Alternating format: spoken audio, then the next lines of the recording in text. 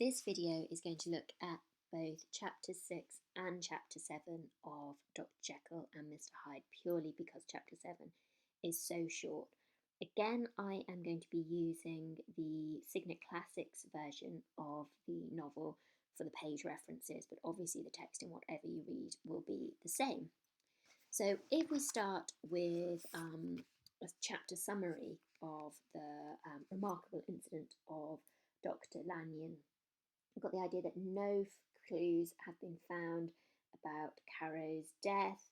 There's been a change in Dr. Jekyll for the good. He becomes really sociable and outgoing and friendly again, and then suddenly shuts his door to all company.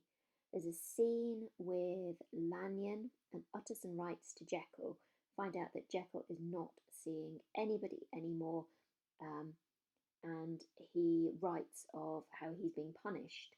Lanyon dies. He leaves a letter to Mr. Utterson telling him that he should not open his letter until the death of both Lanyon and Jekyll.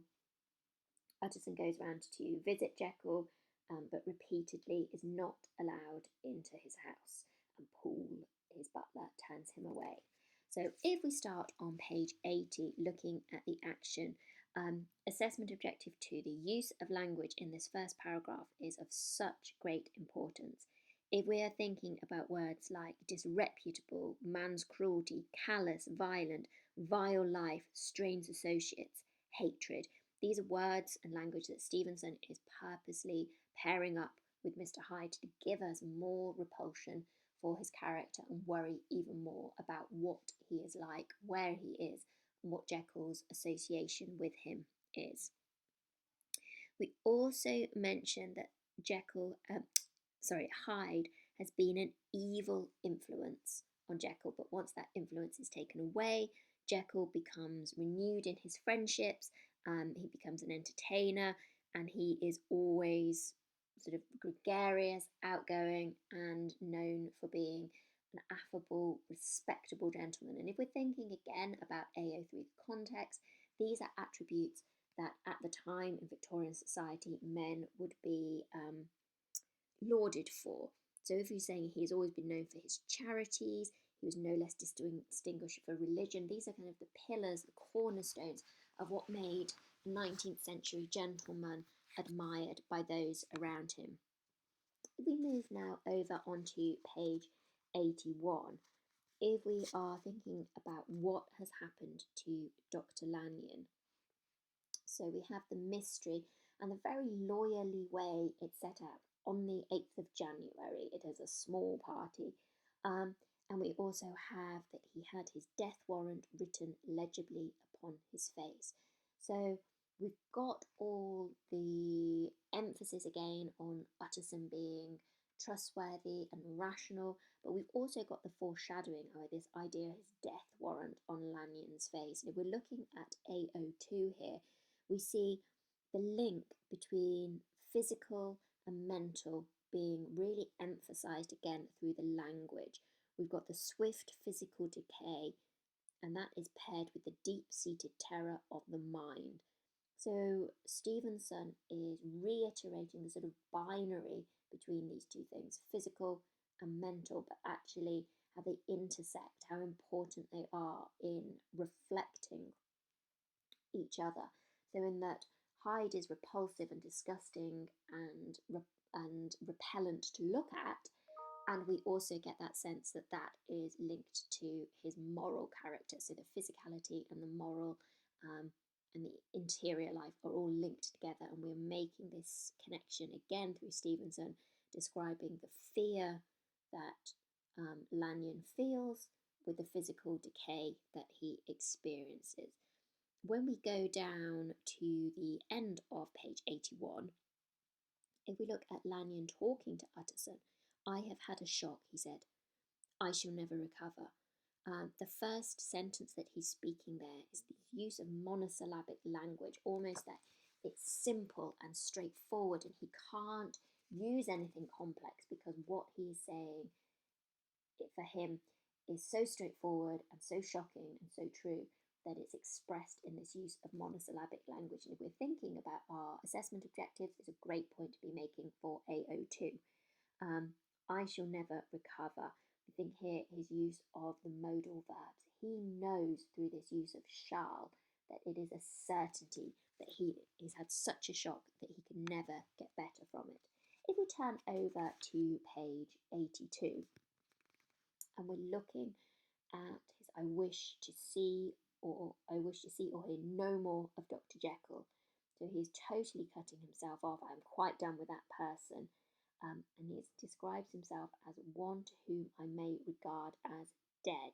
So if we are thinking about that on a literal level, it just means simply that he's cutting him off. He is no longer going to communicate with him. He doesn't want to talk about him.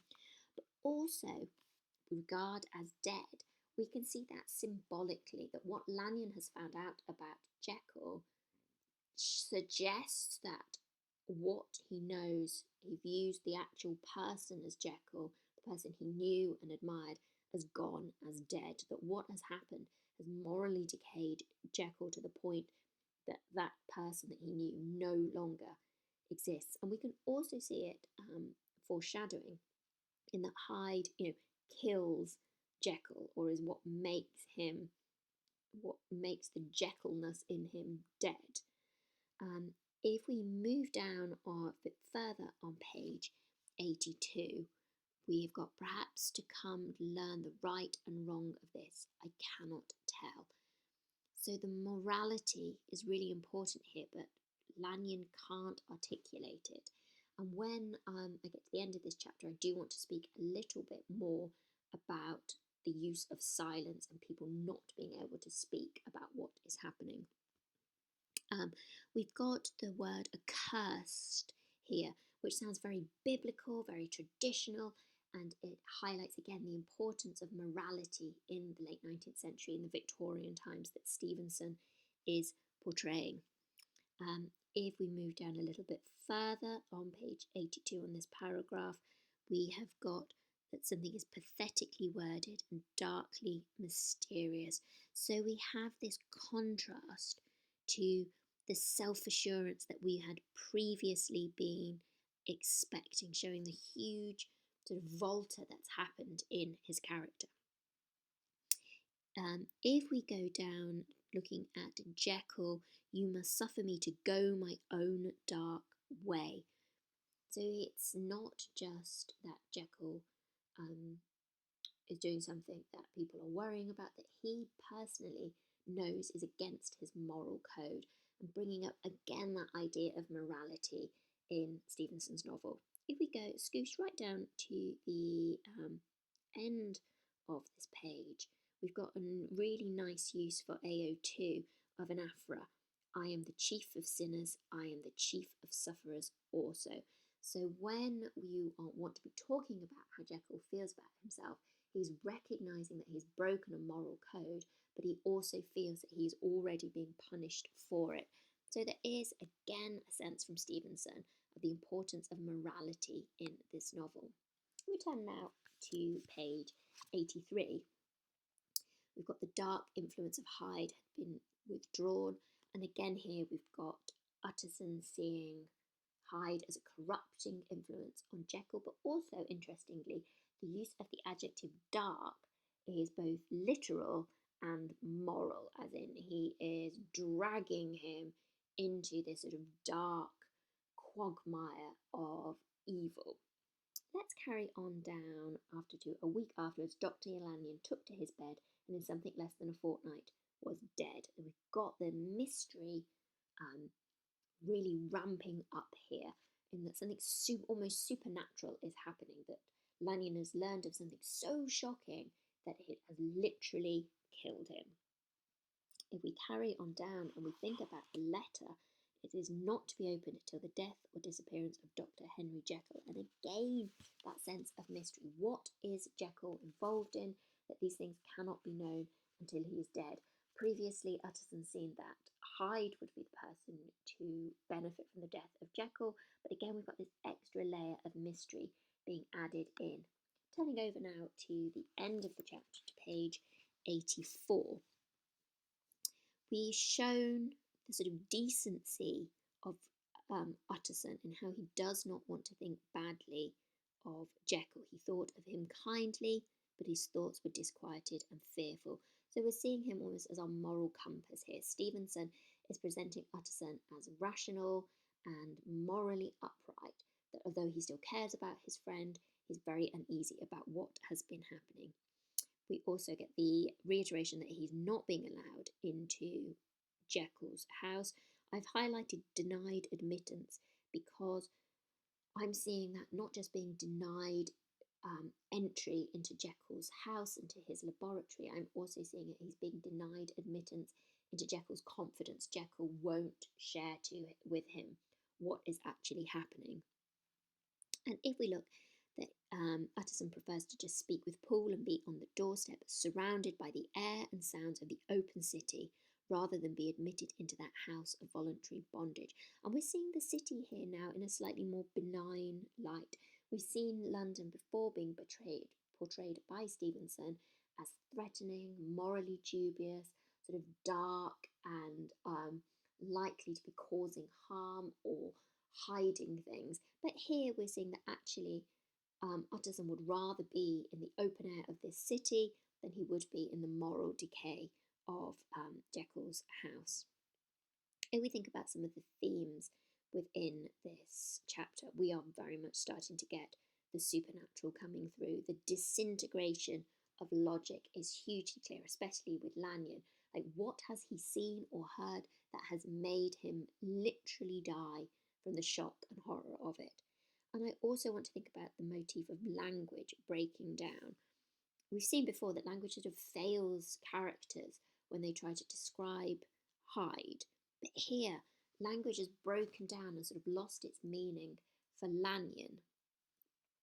And this feeds into that idea of the importance of silence that I want to go into in a little bit more detail at the end of the video. I'm going to turn now to chapter 7, Incident at the Window. So here we see Utterson and his cousin Mr. Enfield going for their usual Sunday walk. They happen to see Jekyll through his window, start conversing with him, and then mysteriously he suddenly disappears, and the chapter ends on this very sombre note of how Utterson and Enfield are feeling. What's interesting as well, if we're thinking structurally about the novel, is that Stevenson has provided a sort of circularity of the narrative here. If we think about how the novel opens with the walk with Mr. Utterson and Mr. Enfield, we've got that motif appearing again. I've had to put the themes of this chapter on this page in the PowerPoint because unfortunately this edition doesn't have any space at the end of the chapter, but I'm going to flick back to that in just a moment. So we've got again the motif of the front door, reinforced from this idea of what is behind a doorway, taking a path before or after the doorway, that Stevenson really reiterates for us. We've got another nice piece of AO2 for the feeling of repulsion that Utterson feels about Hyde. Again, linking to that idea that language is failing Utterson at this point. He can't describe exactly what is the matter with Hyde. If we carry on down this first page, page 85, we've got I am uneasy about poor Jekyll. So he is starting here to confide a little bit, but Utterson won't articulate why he's so worried, what has happened, and why he needs to talk about it a little bit more to Enfield. Let me look at the final paragraph in this page. The court was very cool and a little damp, and full of premature twilight, although the sky high up overhead was still bright with sunset. So again, we are seeing this link between appearance of the outside and the environment with the darkness and the threat and the foreshadowing of what is inside. So Jekyll's courtyard is damp and dark when you would not expect it to be, perhaps indicating that darkness within his personality. If we turn over to page 86, which is the last page of chapter 7, I've highlighted disconsolate prisoner because although he is physically imprisoned in his house, for some reason he can't explain, he won't come out, We can also see that Jekyll has been imprisoned in this situation by his own hubris, his own arrogance, that he thought he could go above and beyond what mankind is normally capable of. And so Stevenson's using this term prisoner here in a very clever symbolic way. If we carry on down the page to the next highlight, succeeded by an expression of such abject terror and despair as froze the very blood of the two gentlemen below. Again, here, this is something you'll be wanting to take a note of for AO2, that whatever Jekyll is feeling, it is abject terror, but also, again, he's not articulating what has actually happened. And we've got the symbolism of the window was instantly thrust down. So initially we're seeing Jekyll at the window as this idea of openness, communication, and perhaps a little bit insight into his character, but the closing of the window abruptly being thrust down, if you're thinking about the verb choice there of thrust and the adverb instantly, we're seeing that it is a huge, almost panicky display of closing. And so not just physically closing himself off, but Jekyll is also symbolically closing himself off from his friends and refusing to communicate with them. So I want to talk a little bit more about the themes in this chapter. You've got the themes of reputation, that everything that needs to be revealed always has to wait until they are dead. Lanyon does not want to reveal anything while he is alive and while Jekyll is alive. And there is that sense that perhaps Stevenson is critical of this silence that is working like a motif in these two chapters. For instance, we've got Utterson and Enfield going on this walk, and they're back at the doorway where the whole story started, and yet they can't seem to discuss what they know.